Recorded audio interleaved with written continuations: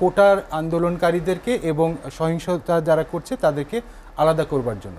এটিকে আলাদা করা এতই সহজ?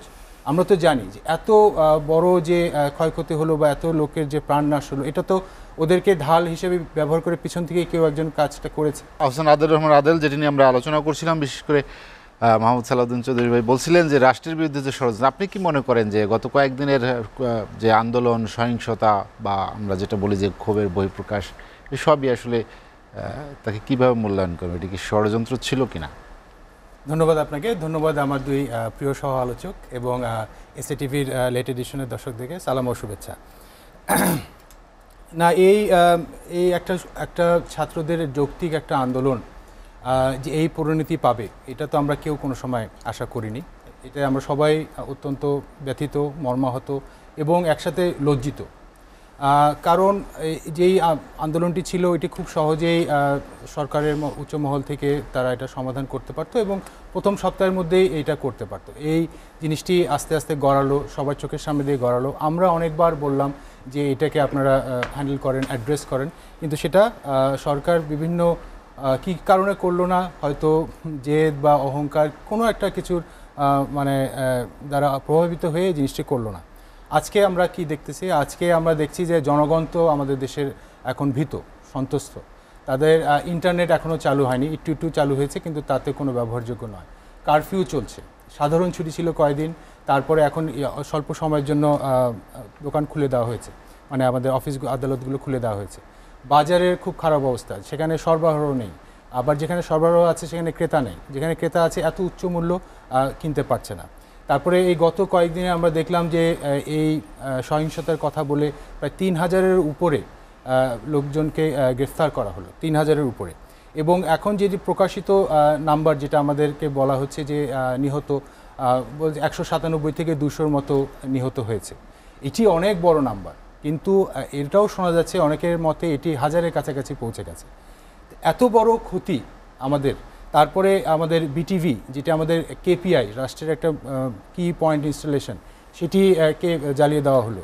এলিভেটেড এক্সপ্রেসওয়ে, তারপর সড়ক সেতু ভবন, এগুলোকে জ্বালিয়ে দেওয়া হলো। প্রচুর জানমালের ক্ষতি হলো।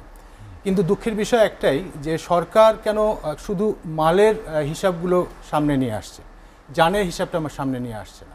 আমাদের যে কতজন লোক মারা গেল সেই বিষয়ে কিন্তু সরকার খুব একটা কথা বলছে না। এবং আমাদের ছাত্ররা যে এখন যে দাবি করেছে যে যারা হত্যা করেছে তাদেরকে হত্যার হত্যা মামলায় তাদেরকে গ্রেফতার করা হোক, যাদের জন্য মারা গিয়েছে। আমরা যদি 14-15 তারিখ থেকে দেখি যে আমাদের বেগম রোকেয়ার আবু সাইদ এবং ওই দিনই 6 জনের মতো মারা গেছে, সেগুলোর ব্যাপারে সরকার কিন্তু পদক্ষেপ নিচ্ছে না। তারা প্রজ্ঞাপনটি জারি করলো যে কোটার আন্দোলনকারীদেরকে এবং সহিংসতা যারা করছে তাদেরকে আলাদা করবার জন্য। এটিকে আলাদা করা এতই সহজ? আমরা তো জানি যে এত বড় যে ক্ষয়ক্ষতি হলো বা এত লোকের যে প্রাণনাশ হলো, এটা তো ওদেরকে ঢাল হিসেবে ব্যবহার করে পিছন থেকে কেউ একজন কাজটা করেছে। বা ওরা তো এখনও এখান থেকে আলাদা হয়ে যায়নি, ওরা মাঠ থেকে এখনও সরে যায়নি। কারণ তাদের একটা যৌক্তিক আন্দোলনের জন্য তারা যে রেজাল্টটি বা যেই জবাবটি সরকারের কাছ থেকে পেল, এতে আমাদের যে এই তরুণ সমাজ, এই মনে তো এই সরকারের প্রতি তাদের আর শ্রদ্ধা থাকার কথা নয়। আমাদের এই তরুণ সমাজ, আমরা বারবার বলি যে আমাদের দেশ থেকে আমাদের ব্রেন ড্রেন হয়ে যায়, তরুণ সমাজ বিদেশে চলে যায়। এদেরকে কি আমরা আবার সামনের দিকে ধরে রাখতে পারবো? দেশের একটা কত বড় ক্ষতি হয়ে গেল। তারপরে যে রনি ভাই যেটা বললেন যে মধ্যপ্রাচ্যে আমাদের রেমিটেন্স আসে যেখান থেকে, সেখানে আমাদের যে ভাবমূর্তি ক্ষুণ্ণ হলো। আমাদের দেশের যে ভাবমূর্তি ক্ষুণ্ণ হলো, এখন তো আমরা ফরেন ডাইরেক্ট ইনভেস্টমেন্টও কোনো পাবো না, বিদেশ থেকে আসবে না। অনেক জায়গায় শুনছি যে গার্মেন্টসের বায়াররা আমাদের এখানকার গার্মেন্টস মালিকদের ফোন ধরছেন না, তারা হয়তো সামনের দিকে আমাদেরকে আর অর্ডার দিবেন না।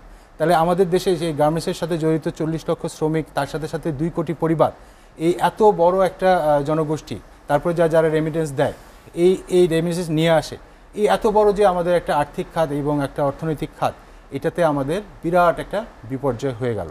আর এখনই যেটা আছে আমাদের দেশের অভ্যন্তরীণ যে অস্থিতিশীলতা যেটা চলছে, সেটিকে তো আগে দমন করতে হবে। ছাত্ররা তাদের দাবিতে, প্রথম দাবিতেই বলেছে কিন্তু যে এই পরিস্থিতি ঠিক করতে হবে, ইউনিভার্সিটির পরিস্থিতি ঠিক করতে হবে, আমরা ফেরত যাব, ইন্টারনেট চালু করতে হবে, কারফিউ তুলতে হবে, সমন্বয়কদের দিতে হবে, নিরাপত্তা দিতে হবে। এটা কিন্তু তাদের জরুরি দাবি, যেটি বলেছে কালকে বৃহস্পতিবারের মধ্যে এটার অ্যাকশন নেবার জন্য।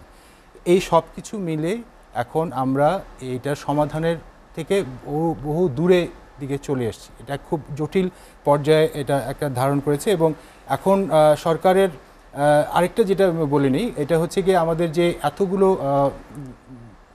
সরকারি স্থাপনার ক্ষতিগ্রস্ত হলো, আমাদের পুলিশ বাহিনী ফেল করেছে, র্যাব বাহিনী ফেল করেছে, আমাদের বিজিবি ফেল করেছে। রাষ্ট্রীয় বাহিনীগুলো যদি ফেল করে যায় তাকে কিন্তু মানে বাই ডেফিনেশন বলা হয় রাষ্ট্র কিন্তু ফেল করেছে। তার মানে হচ্ছে রাষ্ট্রের নিয়ন্ত্রণ সরকারের ছিল না, ওই 3 দিনের মধ্যে রাষ্ট্রের ক্ষমতা ছিল না। সেটা কারফিউ জারি হওয়ার পরে আবার ওটা নিয়ন্ত্রণটা কিছুটা ফেরত এসছে। তা জনগণ তো শঙ্কিত যে সরকারের হাতে রাষ্ট্র নিরাপদ না, রাষ্ট্র নিয়ন্ত্রণ রাখতে পারছে না, সেখানে আমরা ভবিষ্যৎ চিন্তা করব কি করে? জনগণ খুবই শঙ্কিত এবং এটা খুব দ্রুত একটা সমাধানের দিকে আমাদের যেতে হবে।